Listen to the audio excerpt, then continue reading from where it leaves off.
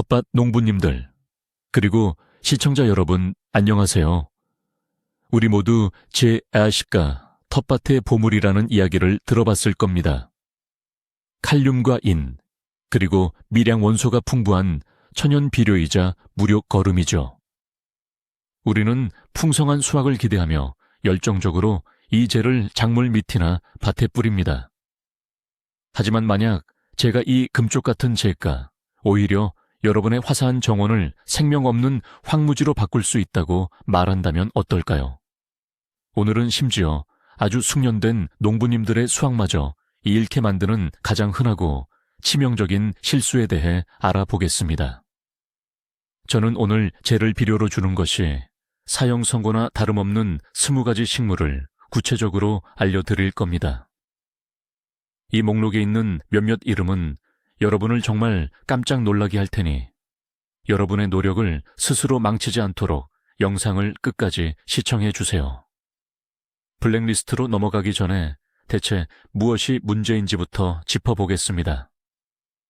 수백 년 동안 우리 조상들이 사용했던 이 재가 왜 갑자기 위험해진 걸까요? 모든 문제는 바로 이 재의 화학적 성분에 있습니다. 맞습니다. 재 속에는 쉽게 흡수되는 형태의 칼륨, 인, 칼슘, 마그네슘, 붕소, 망간 등 많은 유용한 요소가 들어 있습니다. 여기까지는 정말 훌륭합니다. 하지만 재에는 많은 분들이 잊고 있는 매우 강력한 특성이 하나 있습니다. 바로 강한 알칼리성이라는 점입니다. 기본적으로 흙에 재를 넣는 것은 석회 처리를 하는 것과 같습니다. 이는 토양의 산도, 즉 pH 레벨을 급격히 높여 흙을 알칼리성으로 만듭니다. 산성 토양에 있는 대부분의 작물에게는 이것이 생명을 살리는 구원자일 수 있지만 진화적으로 산성 환경에 적응해 온 특정 식물들에게는 느리고 고통스러운 사망 선고입니다. 알칼리성 토양에서는 뿌리가 필수 영양분, 특히 철분을 제대로 흡수할 수 없게 됩니다. 주변에 먹을 것이 충분해도 식물은 굶주리기 시작하는 거죠. 이 과정은 클로로시스, 엽록소 부족라고 불립니다. 잎은 노랗게 변하고 성장이 멈추며 꽃과 열매를 맺지 못하게 됩니다. 바로 이 때문에 특정 식물의 필요성을 이해하지 못한 채 무분별하게 재를 사용하는 것은 텃밭에서 러시안 룰렛을 하는 것과 같다고 말씀드릴 수 있습니다. 우리 목록의 첫 번째 주인공은 정원의 진정한 귀족이라 불리는 로도덴드론입니다. 이 화려한 관목들은 숨막힐 듯한 꽃을 자랑하며 전형적인 산성토 선호종, 즉 산성 토양을 좋아하는 식물입니다. 자연 서식지에서 로도덴드론은 유기물이 풍부하고 통기성이 좋으며 산성을 띠는 숲의 낙엽층이나 하층 식생에서 자랍니다. 이들의 뿌리 시스템은 바로 이러한 환경, 즉 pH 4.5에서 5.5 사이의 환경에 완벽하게 맞춰져 있습니다. 따라서 이 로도덴드론에게 나무재를 주는 것은 치명적입니다. 알칼리 성분은 토양 속의 철과 망간을 즉시 결합시켜 식물이 흡수할 수 없게 만듭니다. 그 증상은 잎에서 바로 나타날 것입니다. 잎의 연맥 사이는 노랗게 변하는 반면 연맥 자체는 녹색으로 남아있죠. 이것이 바로 철분 결핍 철녹병의 확실한 신호입니다. 이런 현상이 발생하면 관목은 성장을 멈추고 다음 해에 꽃눈을 맺지 못하며 최악의 경우 아예 죽을 수도 있습니다. 절대로 어떤 상황에서도 로도덴드론에게 재를 사용해서는 안 됩니다. 이들은 산성토를 좋아하는 식물 전용 비료로 영양을 공급하고 소나무 껍질이나 침엽수 낙엽으로 멀칭하여 필요한 산성도를 유지해주는 것이 가장 좋습니다. 철쭉 뒤를 이어 그들의 가까운 친척인 아젤리아 영산홍에 대해 이야기해 보겠습니다. 철쭉에 대해 언급했던 모든 사항들이 이 섬세하고 아름다운 아젤리아에게도 그대로 적용됩니다. 낙엽성 품종이든 상록성 품종이든 상관없이 모든 아젤리아는 산성이고 배수가 잘 되는 토양을 필요로 합니다. 아젤리아가 요구하는 이상적인 pH 범위는 철쭉보다 훨씬 더 좁습니다. 토양이 아주 조금만 알칼리성으로 바뀌어도 잎이 누렇게 변하는 엽록소 결핍 황화 현상, 성장 정지, 그리고 꽃이 피지 않는 처참한 결과로 이어집니다. 많은 정원사들이 아젤리아의 상태가 좋지 않은 것을 보고 영향을 주겠다며 잿더미제를 뿌려주는 실수를 저지르곤 합니다. 하지만 이는 문제를 더욱 악화시켜 식물을 더 큰 스트레스에 빠뜨릴 뿐입니다. 아젤리아의 뿌리는 알칼리성 환경에서는 제대로 기능하지 못합니다. 양분을 흡수하는 대신 사실상 기능이 정지됩니다. 아젤리아가 풍성한 꽃을 피우며 여러분을 기쁘게 하기를 원하신다면 쟤는 아예 생각조차 하지 마세요. 대신 비료로는 황산 암모늄이나 황산 칼륨을 사용하시고 산도를 유지하기 위해서는 정기적으로 산성화된 물, 구연산이나 전해질을 첨가한 물로 관수해 주세요. 이렇게 하면 아젤리아가 마치 본래 자생지인 숲에 있는 것처럼 편안함을 느끼고 잘 자랄 수 있습니다. 정원의 여왕이시죠. 토양의 산성도에 따라 기분이 좌우되는 식물, 바로 수국입니다. 특히 꽃 색깔이 변하는 큰잎 수국의 경우 더더욱 그렇죠. 많은 분들이 그야말로 꿈처럼 파랗거나 푸른 빛을 띠는 탐스러운 꽃송이를 꿈꾸십니다. 이 마법의 비밀은 간단합니다. 수국은 산성 토양에서 알루미늄 이온을 흡수할 수 있는데 바로 이 이온이 꽃잎을 파란색으로 물들이는 역할을 합니다. 그런데 만약 여러분이 수국에게 영향을 주겠다며 흙에 제-A를 듬뿍 뿌린다고 상상해 보세요. 쟤는 알칼리성이기 때문에 토양의 pH를 급격히 높입니다. 그렇게 되면 알루미늄은 수국이 흡수할 수 없도록 토양 속에 갇히게 되는 거죠. 결국 여러분의 푸른 꿈은 눈 깜짝할 사이에 흐릿한 분홍색 혹은 칙칙한 보랏빛 꽃송이로 변해버립니다. 하지만 색깔 변화는 빙산의 일각일 뿐입니다. 알칼리성 환경에서는 수국처럼 산성 토양을 좋아하는 식물들이 심각한 황화 현상, 클로로시스로 고통받기 시작합니다. 잎이 누렇게 뜨고 식물은 영양 결핍으로 약해지며 결국 꽃이 피는 것을 완전히 포기할 수도 있습니다. 그러니 명심하세요. 파란색이나 푸른색 수국에게 쟤는 최악의 적입니다. 물론 알칼리성 토양에서 핑크색 꽃을 원하신다면 제가 도움이 될 수도 있지만 식물의 상태를 꼼꼼히 살피면서 아주 조심스럽게 사용해야 합니다. 자, 이제 베리류에 대해 이야기해 볼까요? 오늘 첫 번째 주인공은 바로 재배 블루베리입니다. 이 블루베리는요, 정말 극단적인 초강산성 토양 선호 식물입니다. 필요한 pH는 3.5에서 4.5 사이로 아주 강한 산성토를 필요로 해요. 이는 우리가 산성토를 좋아하는 것으로 알고 있는 철쭉이나 진달래보다도 훨씬 더 강한 산성 환경입니다. 야생에서는 주로 이탄 습지나 침엽수림에서 자라죠. 블루베리에게 화목제를 주는 행위는 사실상 독을 먹이는 것과 같습니다. 아주 소량의 제라도 토양의 pH를 치명적인 수준까지 끌어올려 버립니다. 이렇게 되면 블루베리 뿌리 시스템은 완전히 기능을 멈추게 되죠. 블루베리는 단순히 산성 토양을 좋아하는 것을 넘어 생존을 위해 필수적으로 산성이어야 합니다. 왜냐하면 뿌리에 붙어 영양분 흡수를 돕는 특수한 공생균인 균극균, 마이코리아이즈2, 과의 공생관계를 유지해야 하기 때문입니다.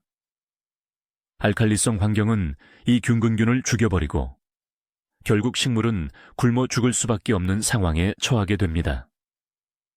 이때 나타나는 증상은 잎이 노랗게 변하거나 붉게 물들고 열매는 잘게 작아지며 가지가 말라 죽는 현상들입니다. 크고 달콤한 블루베리를 풍성하게 수확하고 싶으시다면 쟤는 블루베리 재배지에서 최대한 멀리 치워두셔야 합니다. 대신 블루베리가 생존에 필수적으로 필요로 하는 극도로 산성인 환경을 유지하기 위해서는 피트모스나 침엽수 잎이 깔개, 콜로이드 유황, 그리고 블루베리 전용 비료를 사용하시는 것이 좋습니다. 블루베리와 같은 진달래과 식물인 크랜베리와 링곤베리 역시 블루베리처럼 강한 산성 환경을 선호합니다.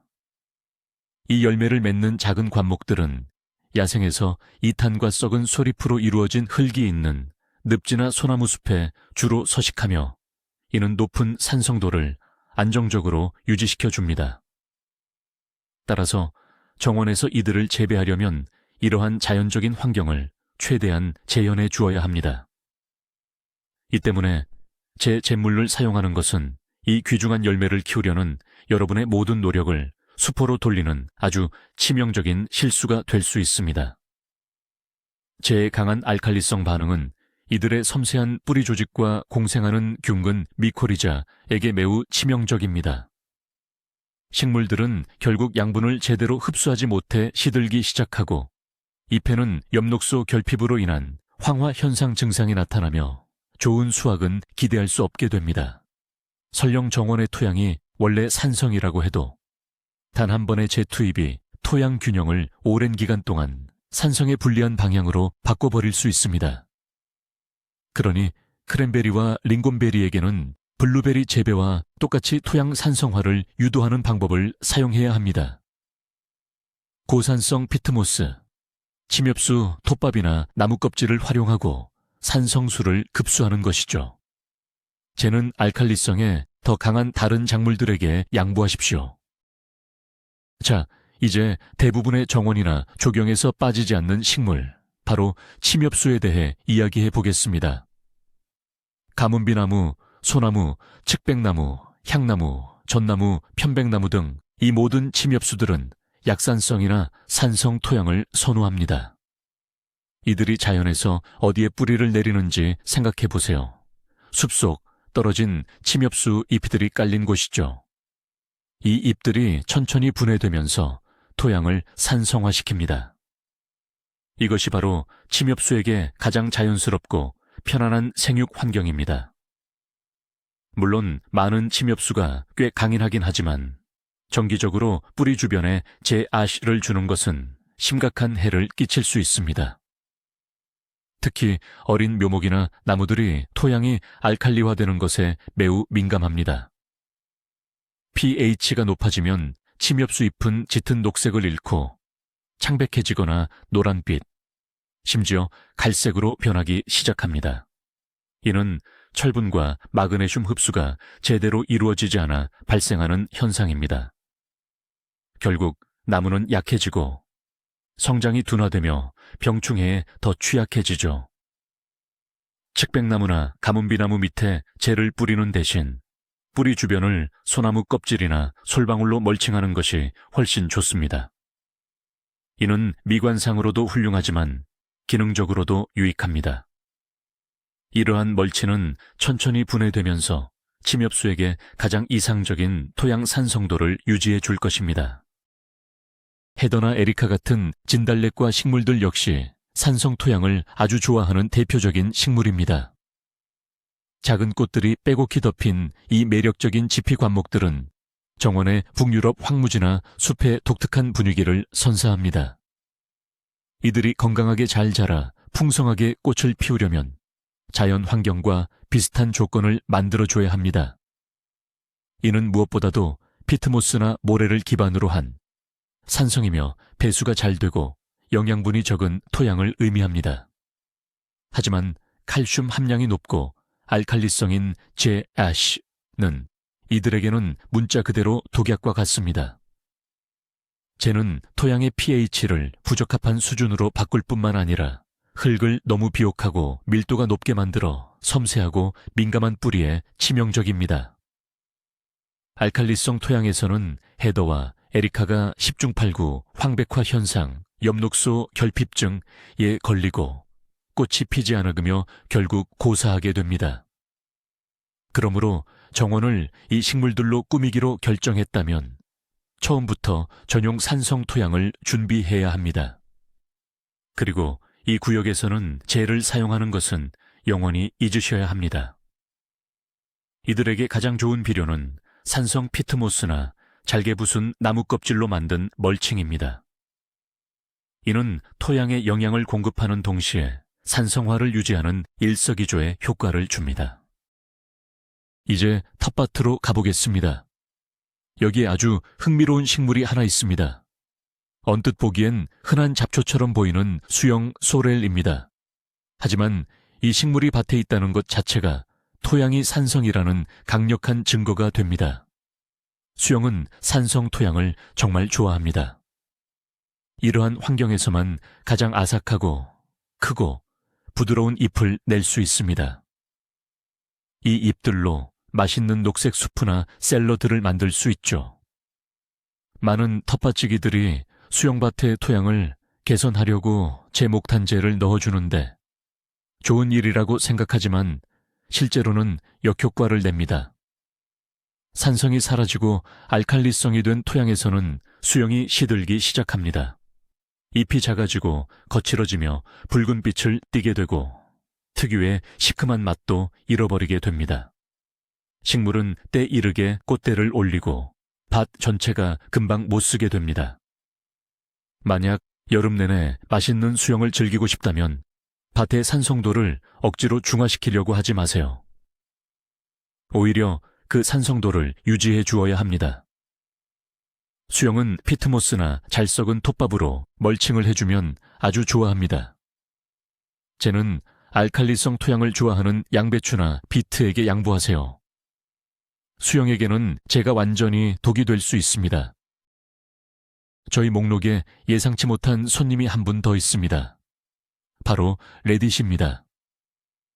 조기 수확이 가능하고 아삭한 식감 덕분에 많은 사랑을 받는 이 인기 있는 봄 채소는 약산성 또는 중성 토양, 즉 pH 6에서 7 사이의 환경을 선호합니다. 특히 알칼리성 환경은 절대적으로 피해야 합니다. 레디시를 심을 밭에 제목제제를 넣는 것은 특히 많은 양을 사용할 경우 두 가지 심각한 문제를 일으킬 수 있습니다. 첫째, 알칼리성 토양에서는 레디시가 더댕이병과 같은 불쾌한 질병에 취약해집니다. 뿌리 채소에 보기 흉한 사마귀 모양의 돌기가 생겨서 단단해지고 먹을 수 없게 됩니다. 둘째, 재에 들어있는 과도한 칼슘은 다른 필수 영양소의 흡수를 방해하여 생육 속도를 늦추고 뿌리 채소의 조직이 거칠어지게 만듭니다. 수분이 많고 부드러운 속살 대신 목질화되고 맛없는 나무뿌리 같은 레디시를 수확하게 될 위험이 있습니다. 따라서 레디시 밭을 준비할 때는 제 사용을 자제하십시오. 대신 잘 숙성된 퇴비나 지렁이, 분변토 바이오 부식토를 사용하여 영양분을 공급하는 것이 훨씬 좋습니다. 이렇게 하면 토양의 산성 알칼리성 균형을 깨지 않으면서 식물에 필요한 모든 영양소를 확실히 제공할 수 있습니다. 자, 이제 대부분의 텃밭 농부들에게 아마도 가장 중요한 주제일 겁니다. 바로 감자죠. 네, 맞습니다. 우리에게 제2의 주식과 같은 감자요. 많은 분들이 옛 방식대로 감자를 심을 때 구덩이에 제 한 줌을 넣습니다. 이걸 미래 수확을 위한 최고의 영양분이라고 생각하면서요. 하지만 이건 정말 큰 실수입니다. 감자는 무처럼 토양의 알칼리성 반응에 매우 민감합니다. 감자에게 가장 이상적인 pH 수치는 약산성인 외서 6 사이입니다. 재를 넣는 행위는 특히 중성에 가까운 흙에 재를 넣으면 구덩이 주변의 토양을 급격히 알칼리화시킵니다. 그리고 이는 감자의 무서운 병인 더댕이병, 커먼 스카비, 자라기에 완벽한 환경을 조성합니다.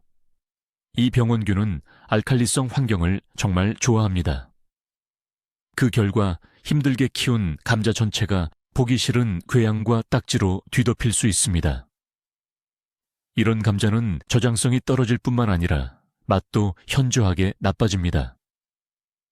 물론 재에는 감자에게 중요한 칼륨 성분이 들어 있습니다.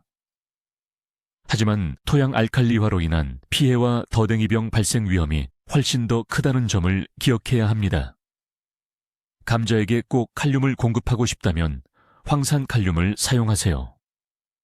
이 비료는 토양의 pH를 높이지 않을 뿐만 아니라 오히려 살짝 산성화시켜주기 때문에 감자 재배에는 큰 장점이 됩니다. 다시 정원으로 돌아와 봅시다.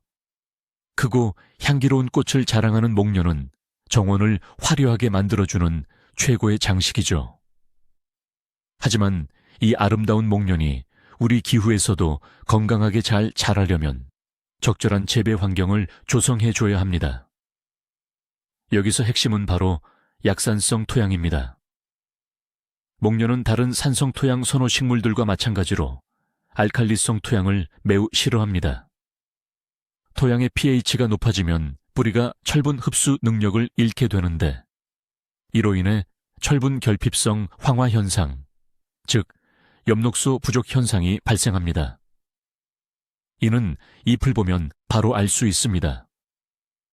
잎이 전체가 연두색이나 노란색으로 변해도 잎맥만은 어둡게 남아 있습니다. 게다가 꽃이 제대로 피지 못하거나 완전히 멈추며 성장 자체도 느려지게 됩니다. 특히 목련에게 제아시를 비료로 사용하는 행위는 절대 금물이며 치명적인 결과를 초래할 수 있습니다. 이로움 대신 심각한 피해를 입혀서 나무가 회복하는데 아주 오랜 시간이 걸리거나 심지어 회생 불가능할 수도 있습니다. 따라서 목련에게는 산성 토양을 선호하는 식물 전용의 특수 복합 비료만 사용해야 합니다.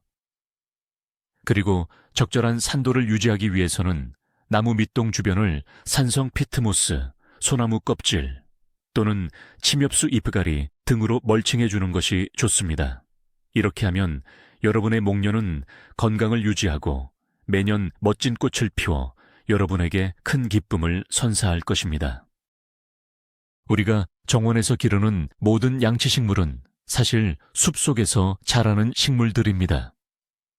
이들은 자연 상태에서 나무 그늘 아래 부엽토나 썩은 소립 등이 만들어낸 푸석푸석하고 촉촉하며 산성의 토양에서 자랍니다. 그들의 레이스처럼 섬세한 잎이 옆면 같은 신비롭고 시원한 분위기를 연출합니다. 이 양치식물들이 정원에서 잘 자라고 편안하게 느끼려면 숲과 비슷한 환경을 조성해 주어야 합니다. 하지만 이 양치식물 밑에 제조제를 주는 것은 그들의 성장에 치명적일 수 있습니다. 제알칼리성, 염기성 성분은 양치식물의 본래 생육 조건과 완전히 반대되기 때문입니다. 이러한 환경에서는 뿌리가 제 기능을 할 수 없습니다.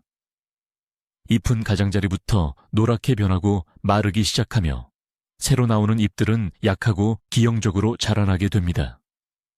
결국 무성하고 푸른 융단 대신 초라하고 병든 식물을 얻게 될 위험이 있습니다. 사실 양치식물을 위해 가장 좋은 방법은 오히려 아무것도 하지 않고 그냥 두는 것입니다.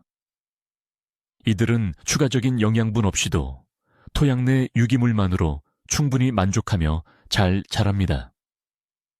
가을이 되면 그 위에 떨어진 낙엽을 그대로 두세요. 이것이 겨울 동안의 덮개가 되어줄 뿐만 아니라 다음 시즌을 위한 최고의 천연 비료가 되어줄 것입니다. 그러니 정원의 그늘진 구역에서는 제 조제를 멀리 해 주십시오. 은은한 향을 풍기는 은반굴꽃은 산성 토양을 좋아하는 숲 그늘의 대표적인 식물입니다.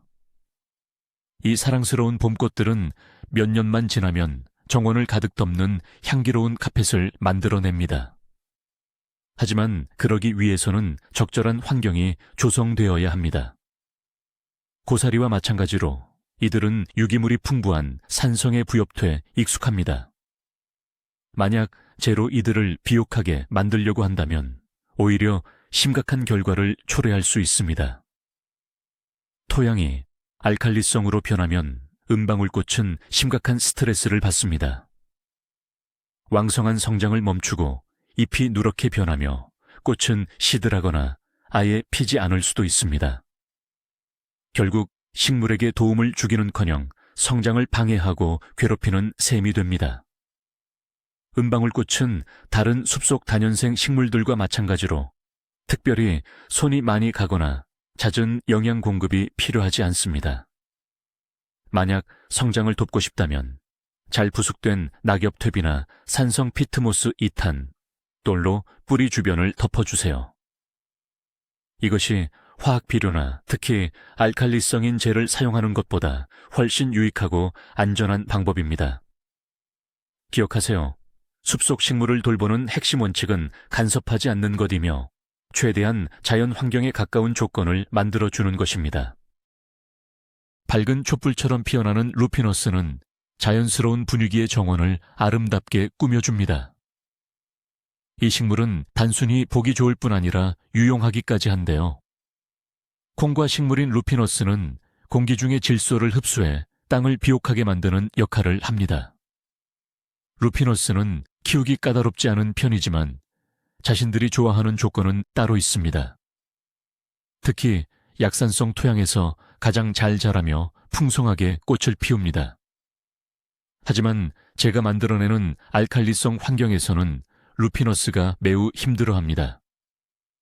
성장이 저해되고 잎이 누렇게 뜨는 황화 현상이 나타나며 꽃도 적게 피고 오래가지 못합니다.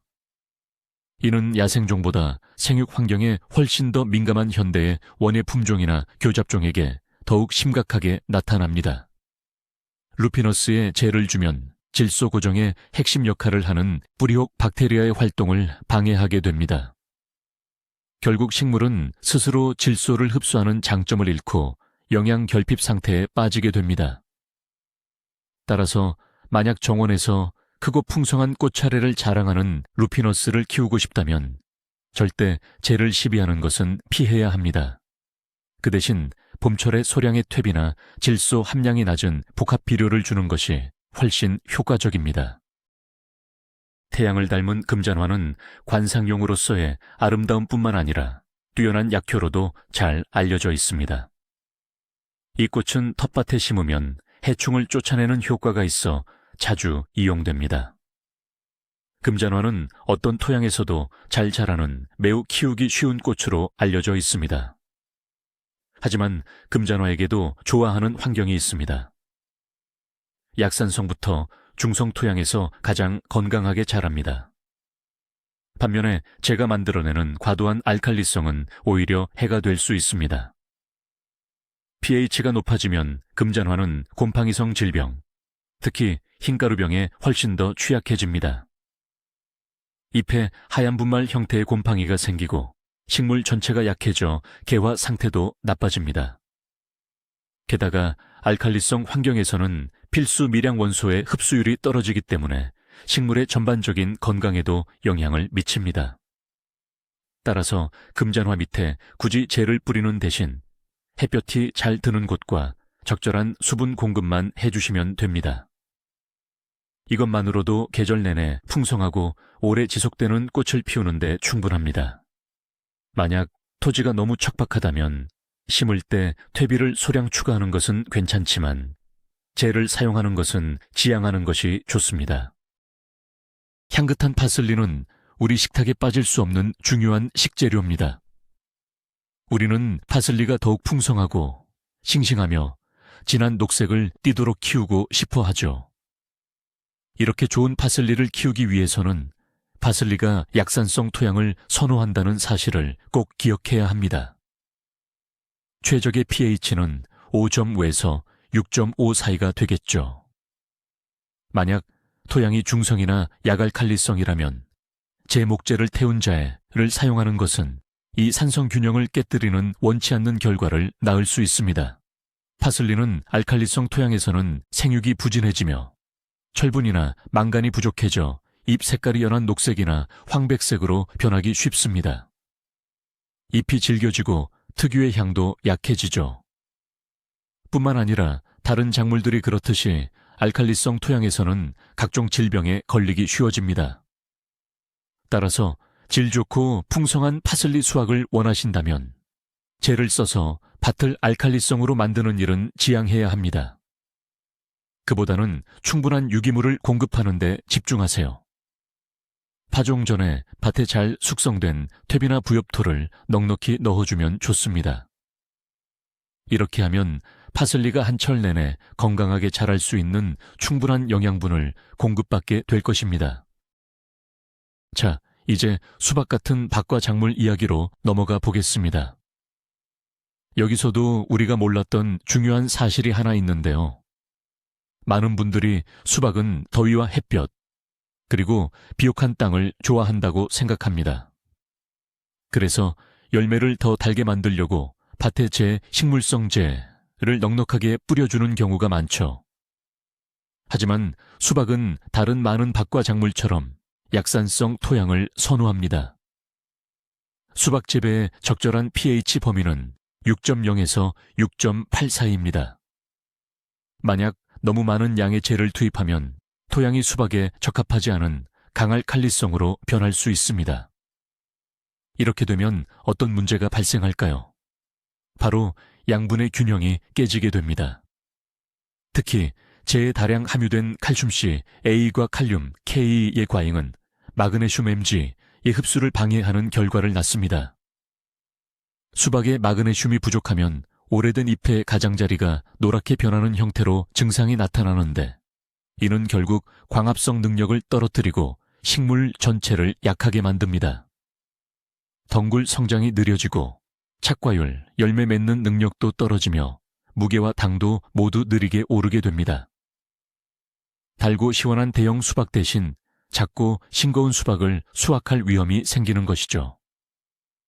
따라서 수박밭에 재를 사용할 때는 매우 신중해야 합니다.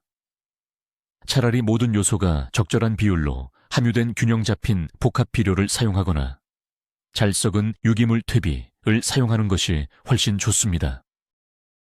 토마토는 텃밭에서 가장 흔하게 기르는 작물 중 하나죠. 그런데 토마토 재배에서 잿재 사용에 대해서는 논란이 많습니다. 한편으로는 토마토 열매를 튼튼하게 맺으려면 칼륨이 필요하고 재 속에는 이 칼륨이 아주 풍부하게 들어 있습니다. 하지만 다른 한편으로 토마토는 약산성이나 중성 토양을 선호한다는 문제가 있습니다. 하지만 토마토의 잿을 사용하는 것에 진짜 위험은 다른 데 숨어 있습니다. 잿에는 칼슘이 엄청나게 많이 들어 있습니다. 잿을 토양에 넣어주면 칼슘과 칼륨이 과도해지는 영양 불균형이 발생하고 이는 식물이 다른 필수 원소들, 특히 붕소와 마그네슘을 흡수하는 것을 방해합니다. 가장 심각한 부작용은 바로 배꼽 썩은병, 꼭지 썩은병을 유발할 위험이 있다는 것입니다.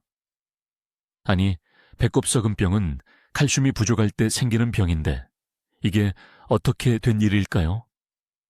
문제는 토양의 pH가 급격히 변하고 영양소 균형이 깨지면 흙 속에 칼슘이 충분히 있어도 식물이 그것을 제대로 흡수해서 열매로 운반하지 못한다는 점입니다.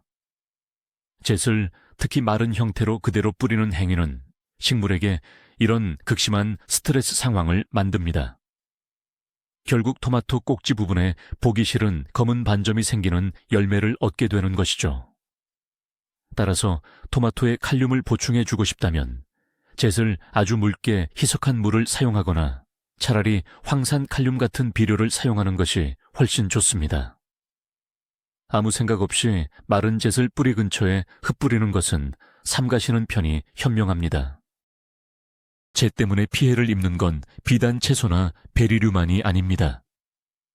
우리가 흔히 키우기 쉽다고 생각하는 몇몇 꽃들도 사실 알칼리성 토양은 질색합니다.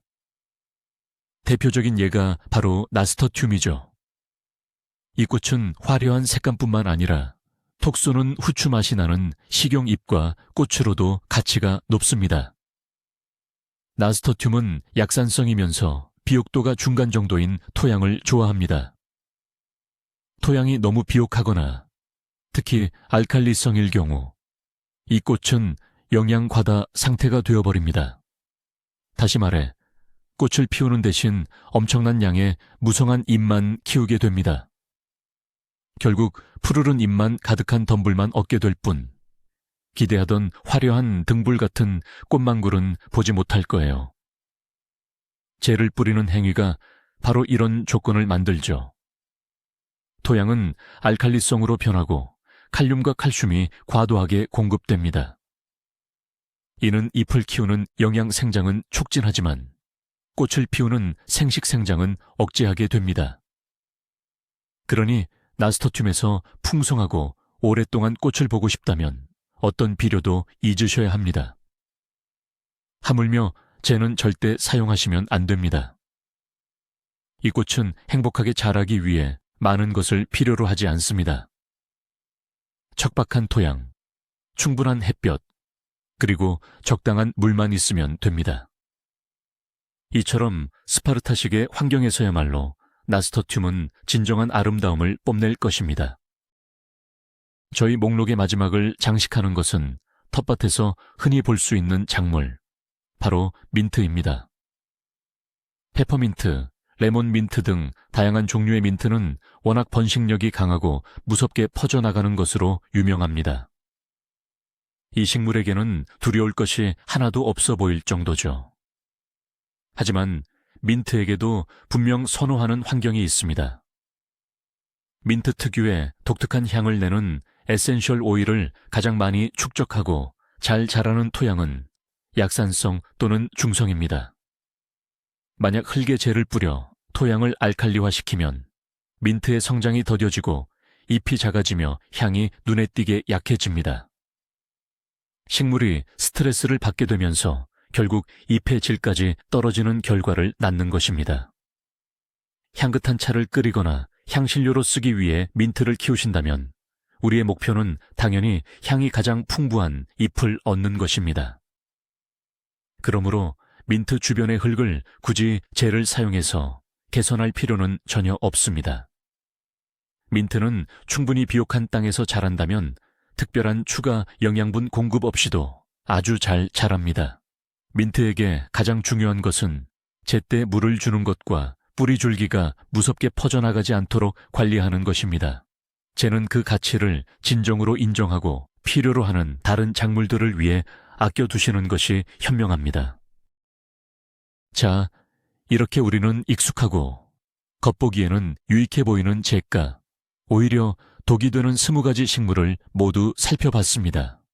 화려한 로도덴드론, 수국, 그리고 침엽수부터 감자, 수영, 심지어 토마토처럼 텃밭에서 흔히 볼 수 있는 작물까지 포함되어 있었죠. 우리가 내려야 할 핵심 결론은 아주 간단합니다. 원예에는 만능 해결책이란 없다는 것입니다. 재는 단순히 영양제 역할을 하는 것을 넘어 토양의 성질 자체를 바꾸는 강력한 화학 도구입니다. 따라서 발의 토양 상태가 어떤지, 그리고 각 식물의 개별적인 요구사항이 무엇인지를 명확히 이해하고 현명하게 사용해야 합니다. 무언가를 투입하기 전에는 항상 스스로에게 질문해 보세요.